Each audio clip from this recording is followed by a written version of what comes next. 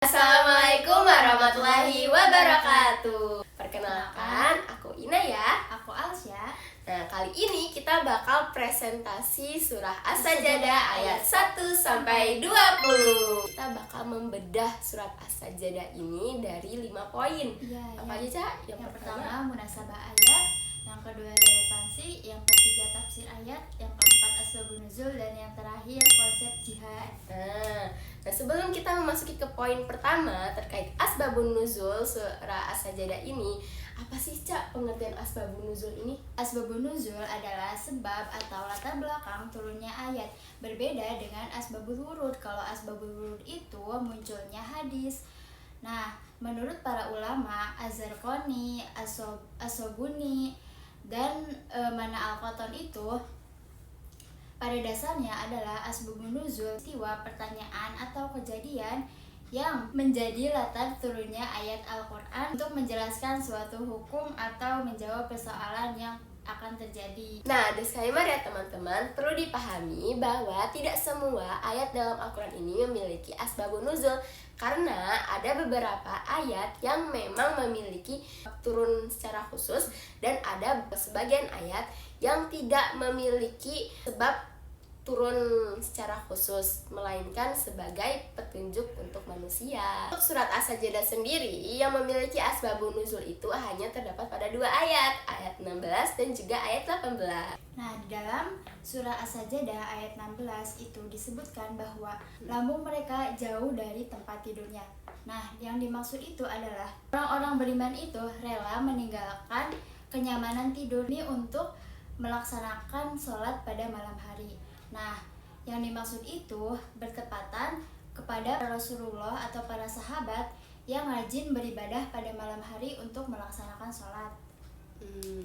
Nah, terus kalau yang ayat 18-nya gimana, Cak? Pada ayat 18 itu Allah berfirman, "Maka apakah orang yang beriman itu sama seperti orang fasik? Maka tidaklah sama." Kenapa?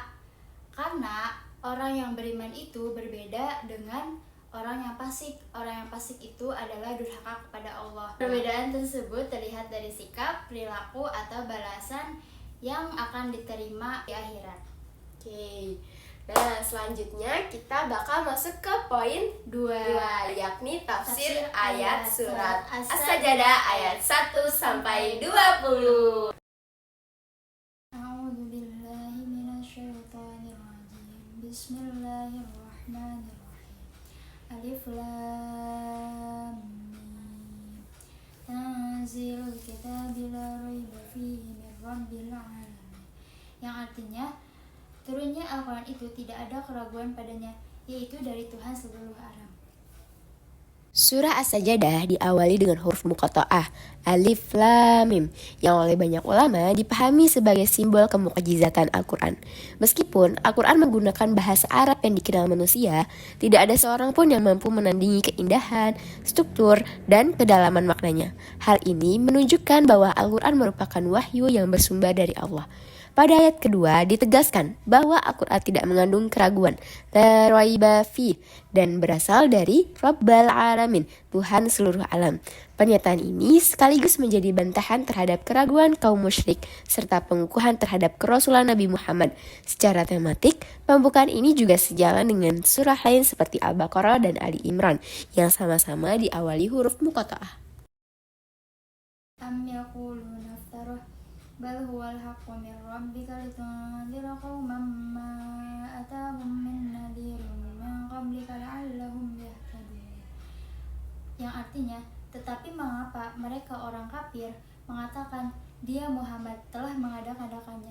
Tidak, Al-Quran itu kebenaran yang datang dari Tuhanmu, agar engkau memberi peringatan kepada kaum yang belum pernah didatangi orang yang memberi peringatan sebelum engkau, agar mereka mendapat petunjuk.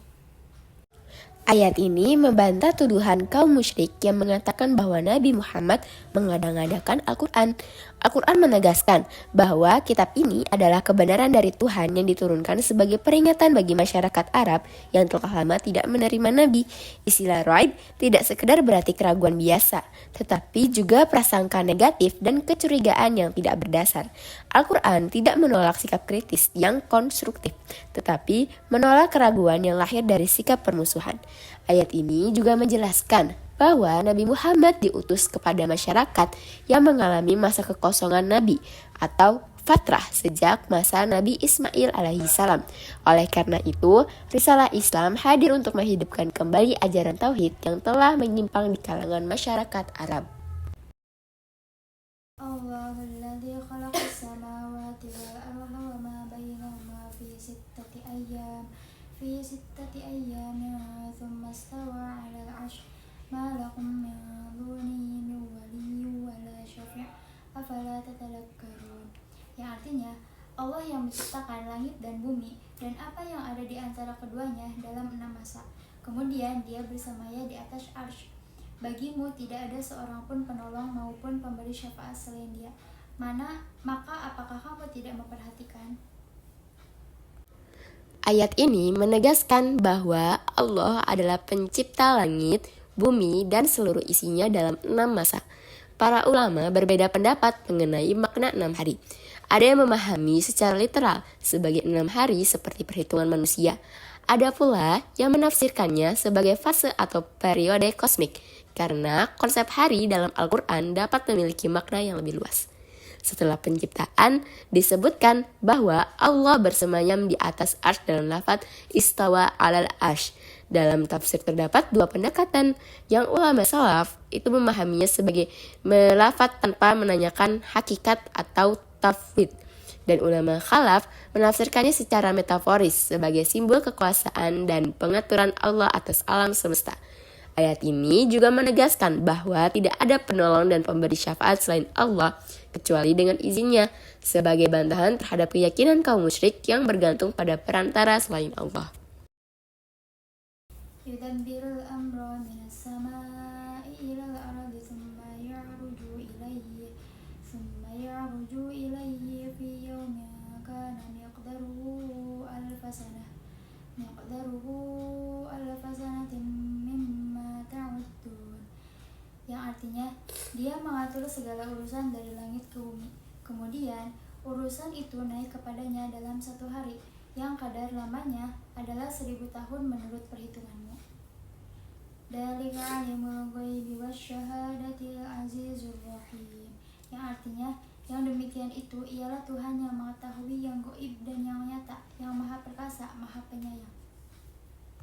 Ayat ini menjelaskan bahwa Allah mengatur seluruh urusan dari langit ke bumi.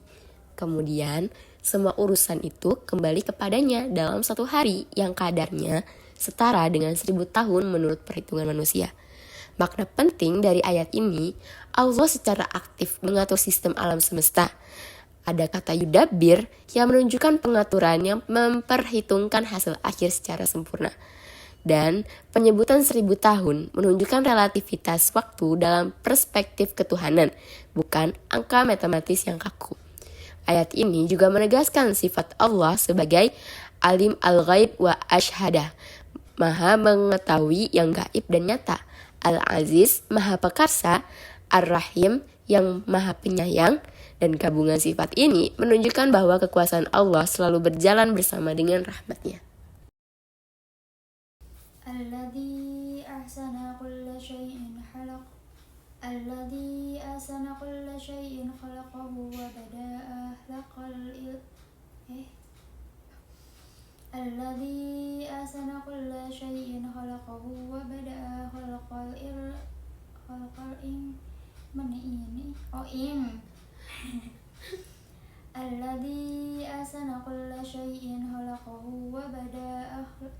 khalqal insani min tin. Yang artinya, yang memperindah segala sesuatu yang dia ciptakan dan yang memulai penciptaan manusia dari tanah.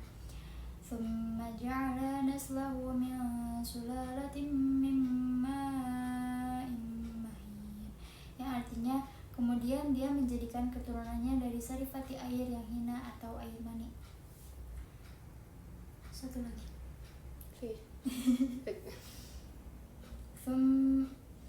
ثم سواه ونفخ فيه من روحه وجعل لكم السمع والأبصار والأفئدة قليلا ما تشكرون. Kemudian dia yang menyempurnakannya dan menyiapkan roh atau ciptaannya ke dalam tubuhnya, dan dia menjadikan pendengaran, penglihatan dan hati bagimu, tetapi sedikit sekali kamu bersyukur. Dalam ayat ini dijelaskan proses penciptaan manusia dalam beberapa tahap. Yang pertama, penciptaan awal dari tanah yang merujuk pada Nabi Adam alaihi salam. Yang kedua, ketuhanan manusia berasal dari saripati air yang hina, proses reproduksi. Dan yang ketiga, penyempurnaan bentuk tubuh atau sawahu. Peniupan ruh menunjukkan bahwa manusia memiliki dimensi spiritual dan tanggung jawab moral yang membedakan dari makhluk lain. Allah juga memberikan alat pengetahuan kepada manusia, yakni pendengaran, penglihatan, hati, atau akal dan kesadaran. Namun, ayat ini juga mengkritik manusia karena sedikit yang bersyukur atas nikmat tersebut.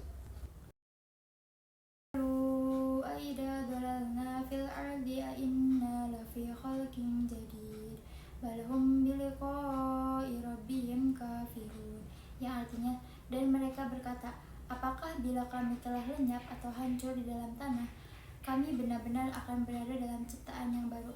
Bahkan sebenarnya, mereka mengingkari pertemuan dengan Tuhannya. Qul yatawaffakum malakul mautil ladzi wukila bikum tsumma ila rabbikum turja'un. Yang artinya, katakanlah, malaikat maut yang diserahi untuk mencabut nyawamu akan mematikan kamu, kemudian kepada Tuhanmu kamu akan dikembalikan. Ayat ini menggambarkan keraguan kaum musyrik terhadap kebangkitan setelah kematian. Mereka bertanya, bagaimana mungkin manusia dapat hidup kembali setelah tubuhnya hancur menjadi tanah? Al-Quran menjawab bahwa kematian bukanlah ketiadaan, tetapi proses pemisahan ruh dari jasad yang dilakukan oleh malaikat maut. Setelah itu, manusia akan dikembalikan kepada Allah untuk mempertanggungjawabkan amalnya. Para ulama menjelaskan variasi penyebutan pencabut nyawa dalam Al-Quran. Yang pertama, Allah sebagai penyebab utama.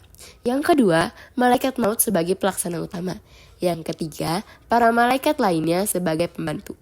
Hal ini menunjukkan sistem kausalitas dalam ketetapan Allah, di mana seluruh proses tetap berada dalam kekuasaannya.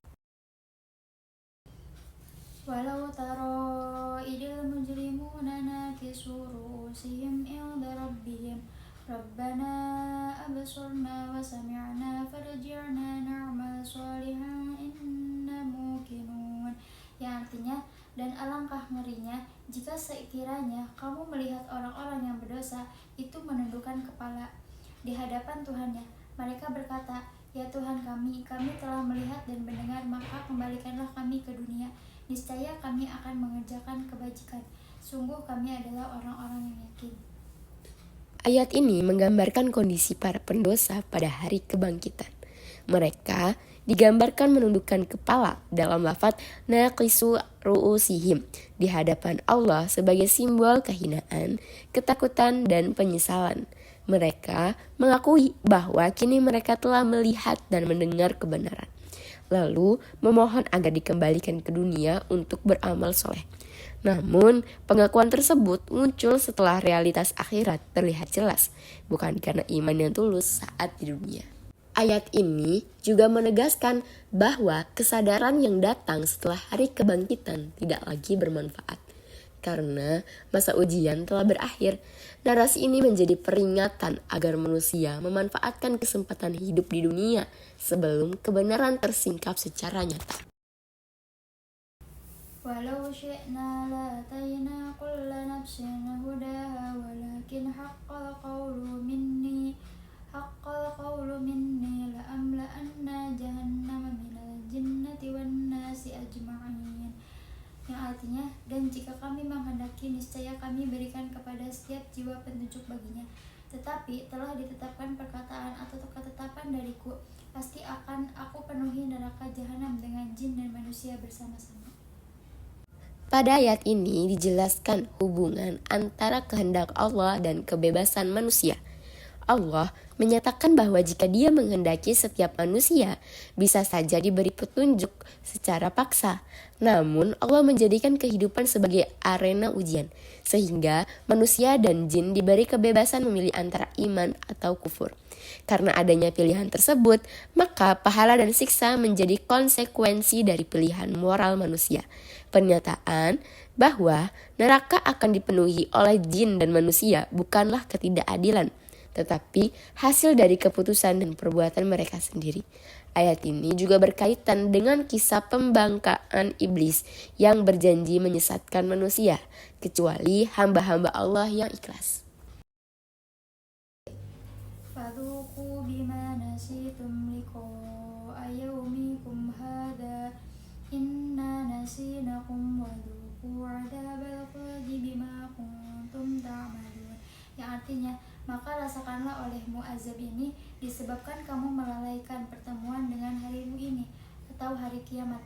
Sesungguhnya kami pun melalaikan kamu, dan rasakanlah azab yang kekal atas apa yang telah kamu kerjakan. Pada ayat ini, Allah memerintahkan mereka untuk merasakan azab sebagai konsekuensi dari sikap mereka yang mengabaikan peringatan tentang hari akhir. Ungkapan bahwa Allah melupakan mereka bukan berarti Allah lupa, tetapi merupakan gaya bahasa yang bermakna pembiaran dan penelantaran dari rahmat Allah. Kata fazuqu atau rasakanlah berasal dari kata yang berarti mencicipi. Dalam konteks ini, kata tersebut menggambarkan pengalaman langsung terhadap azab yang mereka alami. Ayat ini menegaskan prinsip keadilan ilahi, yaitu bahwa hukuman merupakan akibat langsung dari perbuatan manusia selama hidup di dunia. Innama yu'minu biayatina alladhina idza dzukkiru biha kharru sujjada wa sabbahu bihamdi rabbihim wa hum la yastakbirun. Yang artinya, orang-orang yang beriman dengan ayat-ayat kami hanyalah orang-orang yang apabila diperingatkan dengannya ayat-ayat kami, mereka menyungkur sujud dan bertasbih serta memuji Tuhannya, dan mereka tidak menyombongkan diri. Pada ayat ini dijelaskan, orang beriman adalah mereka yang ketika diingatkan dengan ayat-ayat Allah, segera bersujud, bertasbih dan memuji Allah, dan tidak bersikap sombong. Kata khairu sujada menggambarkan sujud yang lahir dari kesadaran spiritual yang mendalam, bukan sekedar gerakan fisik. Ayat ini juga menjadi dasar sujud tilawah, karena termasuk ayat sajadah yang dianjurkan untuk bersujud ketika dibaca atau didengar. Secara teologis, ayat ini menekankan bahwa kerendahan hati dan ketundukan kepada kebenaran adalah tanda iman yang sejati.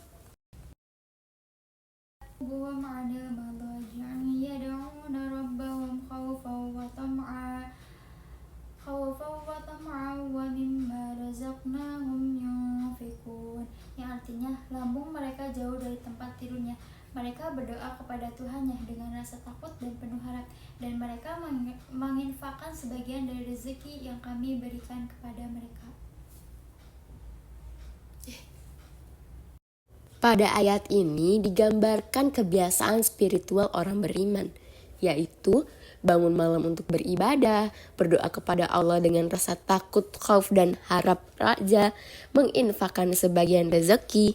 Frasa menjauhkan lambung dari tempat tidur menunjukkan bahwa mereka tidak larut dalam kenyamanan tidur malam, tetapi memanfaatkan waktu tersebut untuk beribadah. Keseimbangan antara takut kepada azab Allah dan harapan akan rahmat-Nya membentuk kematangan spiritual seorang mukmin.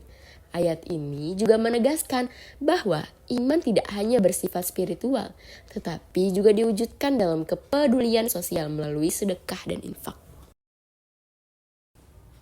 فلا تعلم نفس ما أخفي لهم من قرة أعين جزاء بما كانوا يعملون.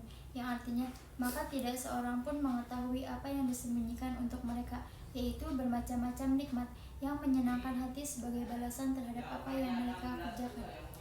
Afaman kana mu'minan kaman kana fasiqan la yastawun, yang artinya, maka apakah orang yang beriman seperti orang yang fasik atau kafir? Mereka tidak sama. Pada ayat ini, Allah menyatakan bahwa tidak ada seorang pun yang mengetahui kenikmatan yang disiapkan bagi mereka. Kenikmatan itu disebut qurrata a'yun, yaitu kebahagiaan yang menenteramkan hati dan menyenangkan pandangan. Hadis qudsi menjelaskan bahwa kenikmatan tersebut adalah sesuatu yang tidak pernah dilihat mata, tidak pernah didengar telinga, dan tidak pernah terlintas dalam pikiran manusia. Amalladzina amanu wa 'amilus sholihati falahum jannatul ma'wa nuzulan bima kanu ya'malun, yang artinya, adapun orang-orang yang beriman dan mengerjakan kebajikan, maka mereka akan mendapat surga-surga tempat kediaman sebagai pahala atas apa yang telah mereka kerjakan. Wa ammal ladzina fasaqu fama'wahumun nar kullama aradu minha u'idu fiha wa qila lahum dhuqu 'adaban nari alladzi kuntum bihi tukadzibun, yang artinya, dan adapun orang-orang yang fasik atau kafir, maka tempat kediaman mereka adalah neraka.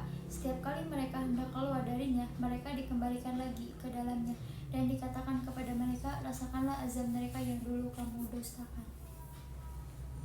Tafsir pada ayat terakhir menjelaskan konsekuensi akhir bagi dua kelompok manusia, yaitu orang beriman dan orang fasik. Orang beriman akan memperoleh jannat al-ma'wa, yaitu surga sebagai tempat tinggal yang penuh ketentraman. Surga ini merupakan balas atasan amal soleh yang mereka lakukan di dunia. Kata ma'wa berarti tempat kembali atau tempat tinggal yang permanen, sementara nuzulan berarti hidangan atau jamuan penyambutan, yang menunjukkan bahwa kenikmatan tersebut hanyalah awal dari kenikmatan yang lebih besar. Adapun sebaliknya, orang fasik yang menyimpang dari ketaatan akan berada di neraka sebagai tempat tinggal mereka. Setiap kali mereka mencoba untuk kabur dari beratnya azab, mereka dikembalikan lagi ke dalamnya. Hal ini menggambarkan siksaan yang sekaligus psikologis karena harapan untuk keluar selalu berakhir dengan kecewaan. Ayat ini menegaskan bahwa perbedaan antara mukmin dan fasik berujung pada perbedaan nasib yang sangat kontras di akhirat. Lanjut ke poin 3, munasabah ayat. Dalam ilmu tafsir, munasabah ayat adalah ilmu yang mempelajari ilmu tematik yang berhubungan dengan antar ayat atau surah. Nah, pada ayat 1-3, Allah menegaskan bahwa Al-Quran adalah wahyu yang benar darinya dan bukan dari karangan Nabi. Nah, penegasan ini adalah pembahasan dari ayat-ayat selanjutnya. Nah, secara struktur, memang awalan surat As-Sajdah ini memiliki kemiripan dengan awal surah Al-Baqarah menggunakan huruf muqatta'ah alif, lam, mim. Tapi dalam dua surah ini memiliki perbedaan redaksional secara penekanan fungsinya.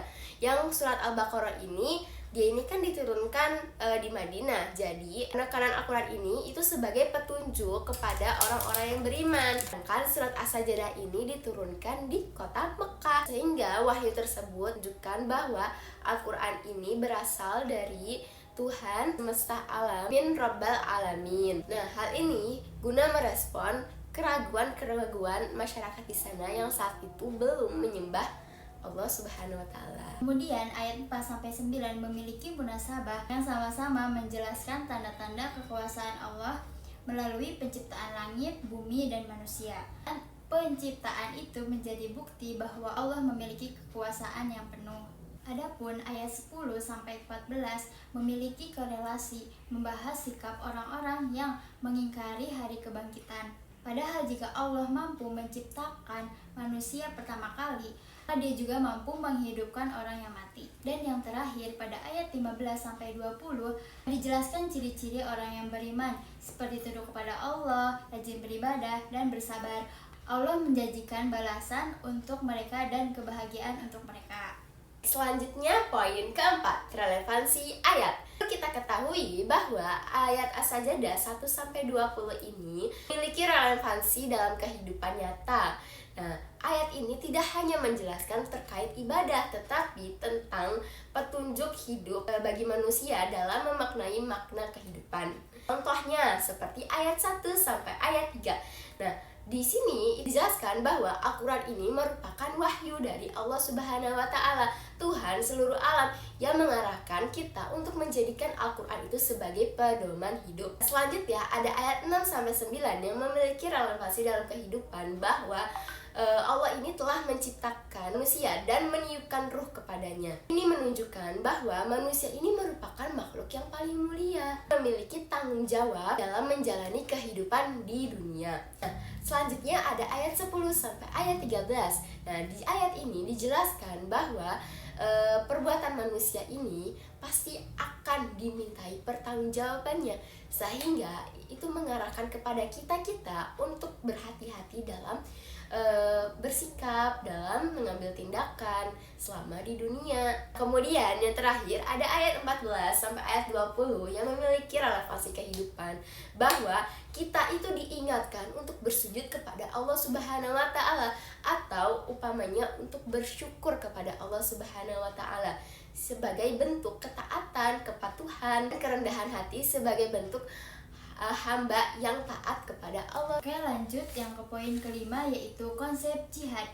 Nah, konsep jihad di dalam surah As-Sajdah ayat 1-20 tidak hanya dimaknai sebagai perang fisik, tapi lebih menekankan pada intelektual, spiritual, dan kesabaran. Nah, secara etimologi, jihad itu berasal dari kata jahada, yang artinya yang mengarahkan seluruh kemampuan, usaha, kekuatan yang mencapai tujuan yang diridhoi Allah Subhanahu wa Ta'ala.